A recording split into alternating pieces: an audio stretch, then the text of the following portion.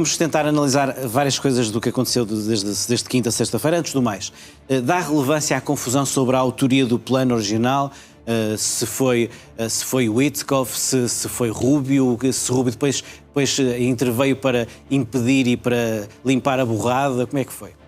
Dou toda a relevância porque mostra o caos, mostra a incompetência e mostra que um plano escrito por russos, depois do falhanço das negociações entre o secretário de Estado Rubio e o ministro dos Estrangeiros Lavrov, os dois enviados, os enviados para tudo, os homens de mão de Donald Trump, Witkoff e de Vladimir Putin, Dmitriev, pelos vistos, depois de 3 dias deste ter passado na Flórida, escreveu aquilo que é o essencial do plano. O problema é que Donald Trump o assumiu como seu, quis apresentá-lo como plano Trump.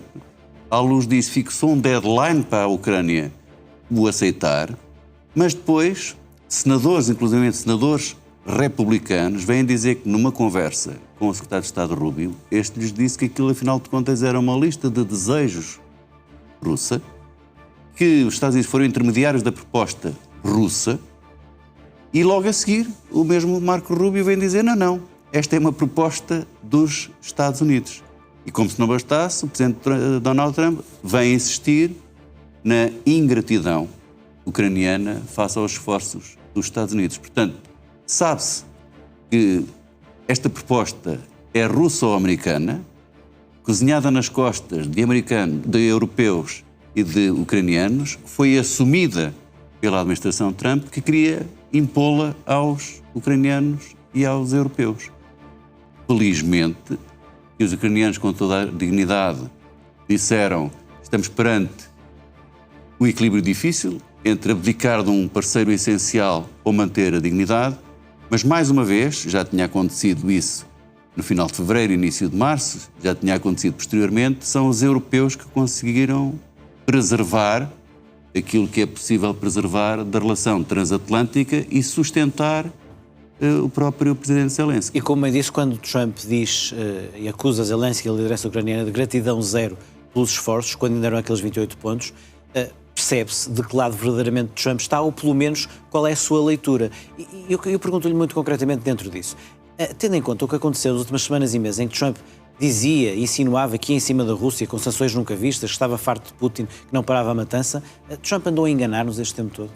Só enganou quem se quis deixar enganar. Nós aqui por várias vezes dissemos, mesmo quando ele vinha com aquela retórica mais assertiva, que era para o americano ver. O que corresponde ao pensamento de Donald Trump está escrito nestes 28 pontos. Isto é o regresso ao ponto de partida.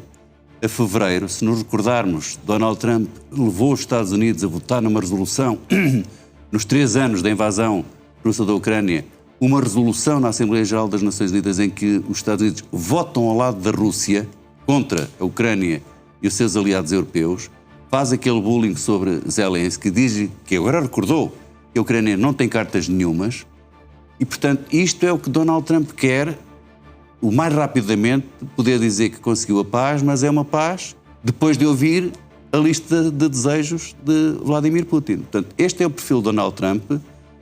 Tudo o que foi fazendo foi para enganar quem se quis deixar enganar, e um dia, como temos dito, haveremos de saber o que é que Vladimir Putin tem verdadeiramente sobre Donald Trump, que ele está a atuar como um agente russo na Casa Branca. Não há outra forma de o dizer. Só que, internamente nos Estados Unidos, inclusive do campo MAGA e dos republicanos, e do lado europeu, há resistências e, portanto, isso é aquilo que o pode levar a travar e a, eventualmente, alterar alguma da sua intenção, que, na verdade, este plano corresponde a todas as ambições maximalistas da Federação Russa.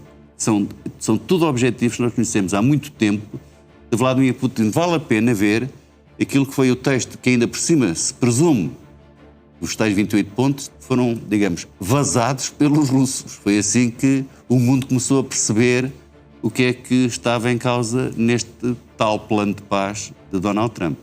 E algumas coisas são completamente inaceitáveis, não poderiam ser jamais, não podem ser jamais aceitos nem por ucranianos nem por europeus. O mais grave de todos tem que ver com os territórios. É a amputação da soberania e da integridade territorial da Ucrânia.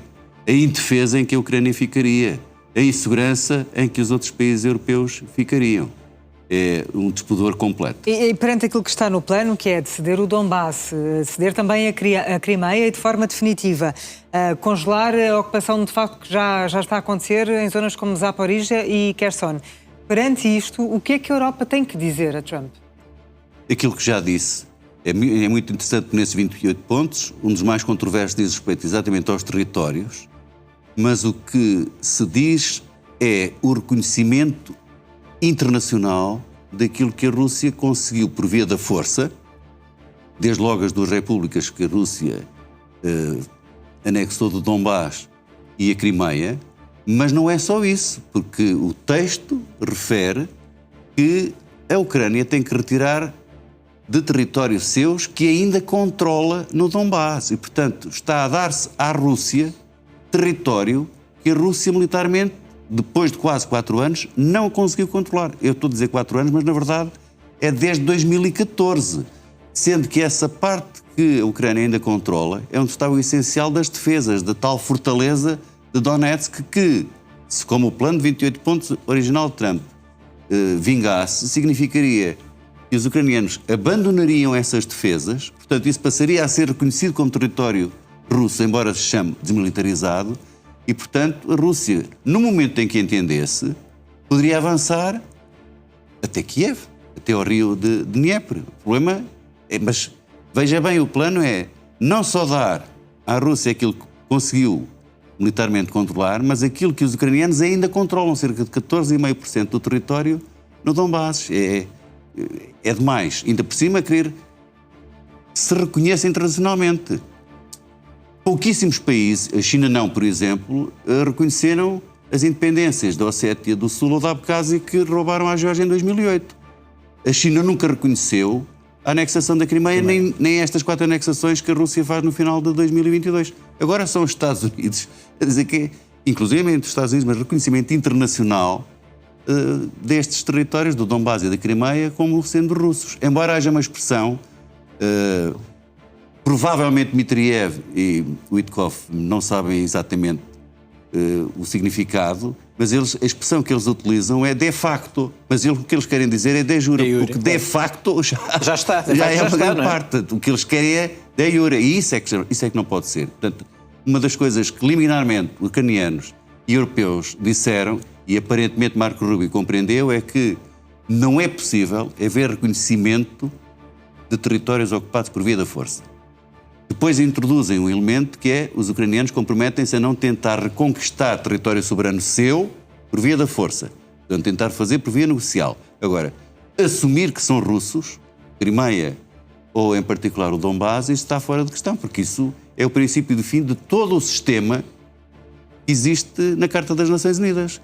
A manutenção da soberania e identidade territorial é o pressuposto, mesmo que a realidade dos factos às vezes aponte para que território que é de um país é ocupado militarmente por outro, mas não se pode reconhecer.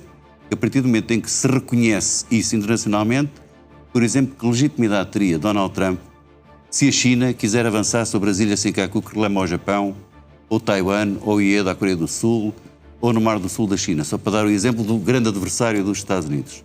Se se cria este precedente, todo o edifício a seguir... Antes de passar aqui ao Germani, porque falou agora desta questão da soberania, a redução, que é um dos pontos do plano que foi apresentado pelos Estados Unidos, a redução do exército da Ucrânia para metade, isto é uma clara indicação de que os Estados Unidos aceitam uma espécie de soberania limitada para a Ucrânia? Claro. Putin sempre quis uma soberania limitada para a Ucrânia. O que Donald Trump lhe dá agora é exatamente isso. Embora o primeiro ponto dos 28 seja respeitar a soberania da Ucrânia, na verdade, repare, a Ucrânia tem que entregar e reconhecer territórios como russos, aquilo que é seu. Depois tem que reduzir o seu efetivo militar quando não há nenhum limite máximo para o efetivo russo, sequer do que está na Ucrânia.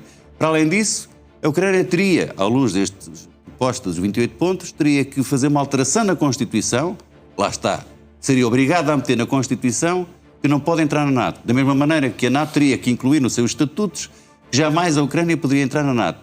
Forças da NATO não podem estacionar na Ucrânia. Isto não é soberania ucraniana, nem sequer é soberania dos países membros da NATO. Isto é soberania totalmente condicionada à lá Trump e à lá Putin. Não pode ser. Professor, como é que é possível que uma administração americana permita que se escreva num plano promovido pela administração americana que os Estados Unidos serão mediadores entre a NATO e a Rússia? Os Estados Unidos não se veem como do lado da NATO? Essa é uma das questões mais preocupantes. Porque ao pôr como um dos 28 pontos que os Estados Unidos vão mediar conversações, negociações de segurança entre a NATO e a Rússia, é como se os Estados Unidos não fossem parte da Aliança Atlântica. E esse é o outro lado da gravidade da questão. É por isso que não é só a defesa da Ucrânia que deixaria de existir, ficaria completamente à mercê, como é a própria segurança europeia que está toda em causa. Porque se os Estados Unidos se oferecem como mediadores entre a Aliança Atlântica, que criaram e de que foram sempre, digamos, o xerife, entre agora a NATO e a Rússia, eu acho que está tudo dito. Não é possível, é incompetência, mas a incompetência só pode justificar uma parte, porque há ali outros objetivos geopolíticos mais amplos, que é uma destruição total da arquitetura mínima que ainda subsiste da segurança europeia. Completamente. E é por isso que os europeus não podem desligar a sua própria segurança daquilo que é a situação e o desfecho da guerra na Ucrânia. A defesa da Ucrânia está intimamente ligada à segurança europeia. Uma coisa não se desliga da outra. Por muito que Trump entenda que isto é um confronto quase pessoal entre Zelensky, que ele quer afastar, e Vladimir Putin, é existencial para a Ucrânia, é existencial para a ordem internacional e é existencial para a segurança europeia.